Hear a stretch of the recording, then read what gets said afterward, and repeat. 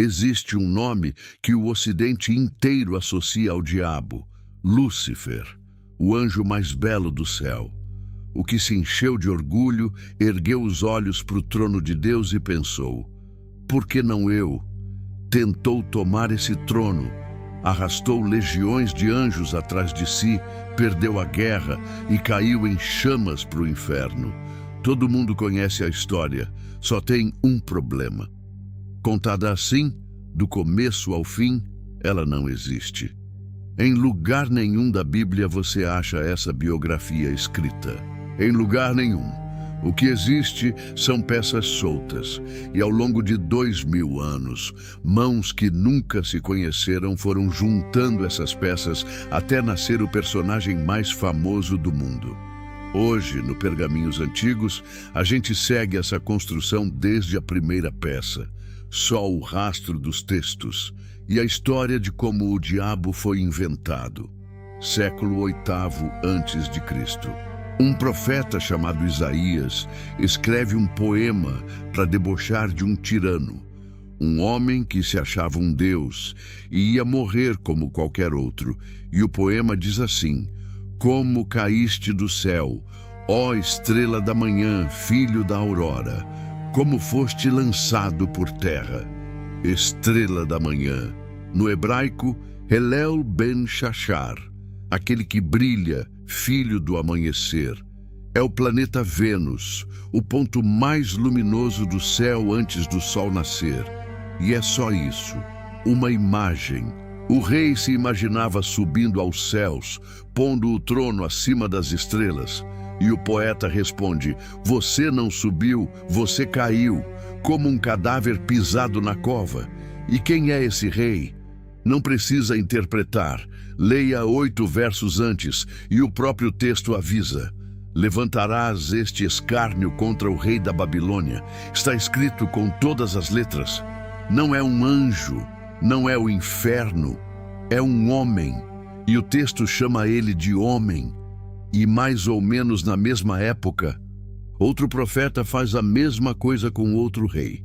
Ezequiel humilha o rei de Tiro e, para esmagá-lo, coloca esse rei no Éden, o jardim de Deus, e o chama de querubim perfeito, derrubado quando se achou maldade nele.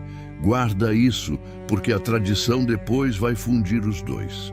De um rei, a estrela que cai do céu. Do outro, o querubim do Éden derrubado pelo orgulho. Junta as duas metades e você quase tem o Lúcifer. Quase, porque ainda falta o nome. 400 anos depois de Cristo, um monge chamado Jerônimo traduz a Bíblia inteira para o latim, a Vulgata, a versão que dominaria o Ocidente por 1000 anos. E quando ele chega naquele verso de Isaías, na estrela da manhã, ele usa a palavra latina que os romanos davam para Vênus quando ela aparecia de manhã: Lucifer. Em latim, Lúcifer não tinha nada de sinistro. Quer dizer portador de luz. E aqui está a prova de que a palavra não nasceu como o nome do diabo. Na mesma Bíblia, na mesma Vulgata, a palavra Lúcifer aparece descrevendo Cristo. Na segunda carta de Pedro, é Lúcifer, a estrela da manhã, que nasce no coração dos fiéis.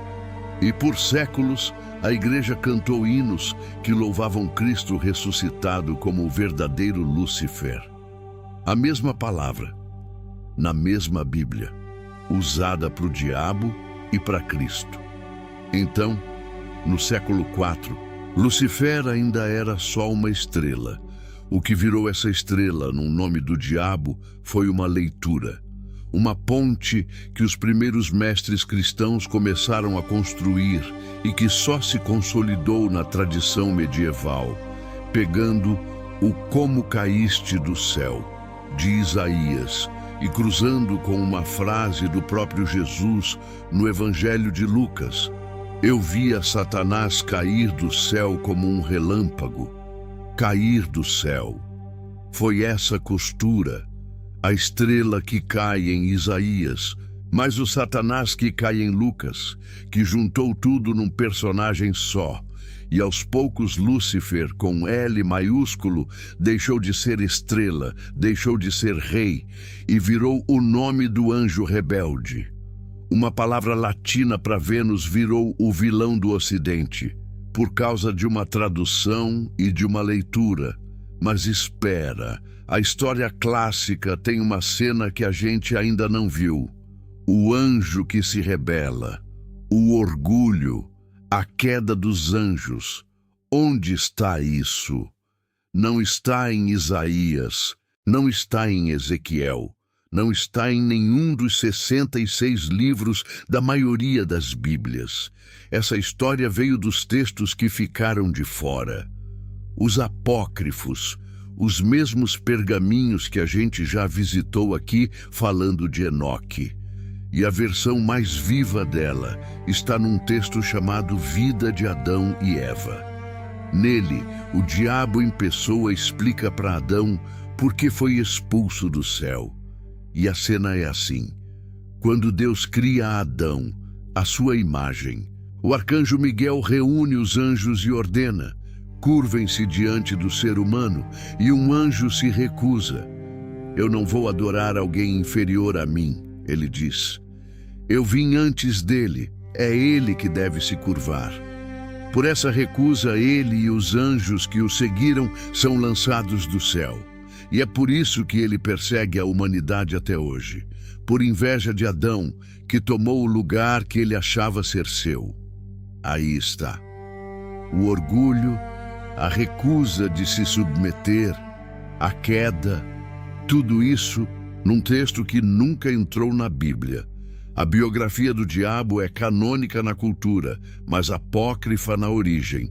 Tem uma peça nessa colagem mais mal entendida que todas, o nome Satanás, porque na Bíblia hebraica, Satã não é o inimigo de Deus, nem é um nome próprio, é um cargo, quer dizer adversário, acusador, aquele que se opõe.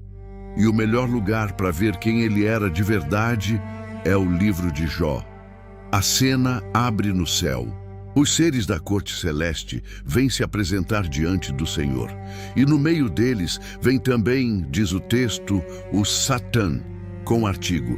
No hebraico, Ha-Satã. E ninguém põe artigo em nome próprio. Ninguém diz o João. O artigo entrega o jogo. Aqui, Satã não é um nome, é um título, o acusador. E o que ele faz ali? Ele é o promotor. Deus elogia Jó como homem íntegro e o Satã duvida.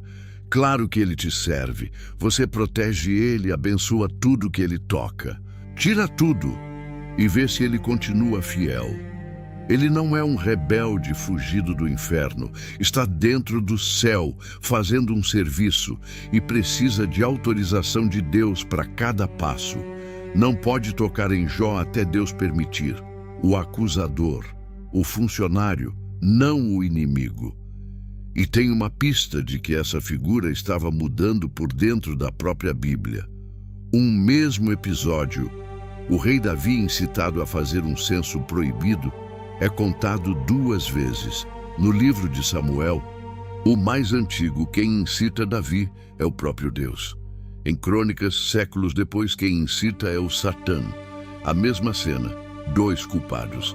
É o instante exato em que o acusador começa a deslizar do funcionário de Deus para o inimigo de Deus. E esse Satã só vira o diabo completo, com chifre, tridente, reino de fogo, muito mais tarde. Quando 2 poetas entram na história, a imagem do diabo que vive na sua cabeça você não tirou da Bíblia. Tirou sem saber, de 2 livros de poesia. O primeiro é a Divina Comédia, de Dante, escrita no início do século XIV. E Dante faz uma escolha que ninguém esperava.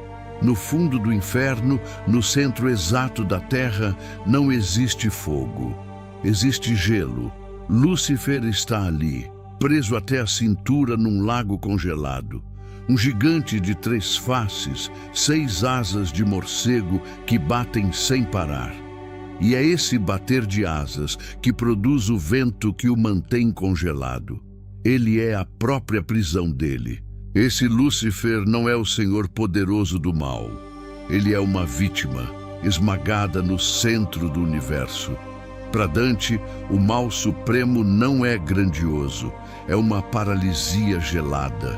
Uma imagem genial e inventada por ele. Não está na Bíblia. O segundo livro é o que de fato criou o diabo moderno. Paraíso Perdido, de John Milton, 1667, um poema épico sobre a rebelião dos anjos e a queda do homem. E o Satanás de Milton é uma das personagens mais magnéticas já escritas. Orgulhoso, eloquente, trágico, quase heróico. É ele quem diz a frase que definiu o personagem para sempre. É melhor reinar no inferno do que servir no céu. Foi Milton, não os profetas, que deu ao diabo a personalidade que a gente conhece. O rebelde orgulhoso que prefere a liberdade na perdição à obediência na glória.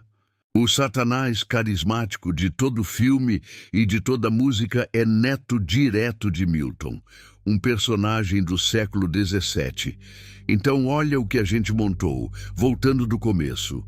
Um rei da Babilônia, um rei de Tiro, uma estrela chamada Vênus, uma palavra latina que um monge escolheu numa tradução, um anjo orgulhoso que veio dos apócrifos, um promotor celeste que trabalhava para Deus antes de virar inimigo dele, o gelo de Dante e o orgulho de Milton.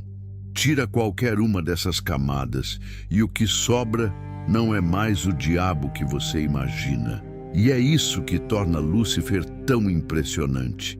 Não que ele esteja na Bíblia, do jeito que você conhece, ele não está, mas que tenha sido construído assim, aos pedaços, ao longo de 2000 anos, por mãos que nunca se conheceram.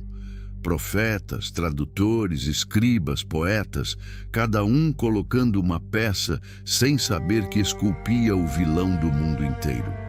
A Bíblia não te entregou o diabo pronto, te entregou as peças. Foram os séculos que montaram, e essa é a beleza dos pergaminhos antigos. Você pega a história que achava que conhecia, segue cada palavra até a origem e descobre por trás dela outras histórias, mais antigas, mais estranhas e mais humanas do que te contaram.